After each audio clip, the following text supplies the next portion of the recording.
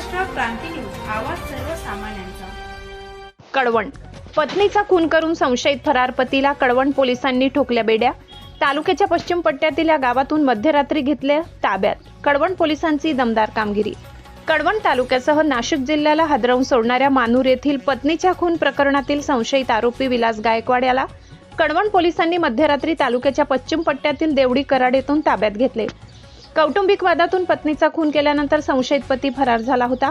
घटनेनंतर अवघ्या काही तासात नाशिक ग्रामीणचे एसपी माननीय स्वामी यांच्या अचूक मार्गदर्शनाने कळवण पोलिसांनी तपासाची चक्रे वेगाने फिरवत संशयिताला ताब्यात घेतल्याने पोलिसांच्या कामगिरीचे कौतुक होत आहे।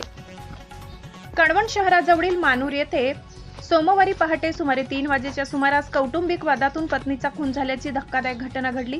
घटनेनंतर संशयित पती विलास गायकवाड फरार झाला होता। या घटनेची माहिती मिळताच कळवण पोलीस घटनास्थळी दाखल झाले। पोलिसांनी घटनास्थळाचा पंचनामा करून संबंधित कलमानुसार गुन्हा दाखल केला आणि फरार संशयिताचा शोध सुरू केला। संशयित आरोपीबाबत सुरुवातीला ठोस धागेदोरे उपलब्ध नसतानाही पोलिसांनी बुद्धी कौशल्य आणि तपासातील विविध तांत्रिक बाबींचा वापर करत शोध मोहीम राबविली। तपासादरम्यान मिळालेल्या माहितीच्या आधारे पोलिसांनी तालुक्याच्या पश्चिम पट्ट्यातील देवडी कराड परिसरात शोध घेतलाय।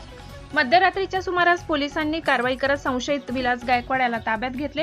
ही कारवाई कळवण पोलीस ठाण्याचे वरिष्ठ पोलीस निरीक्षक खगेंद्र टेंबेकर यांच्या मार्गदर्शनाखाली करण्यात आली।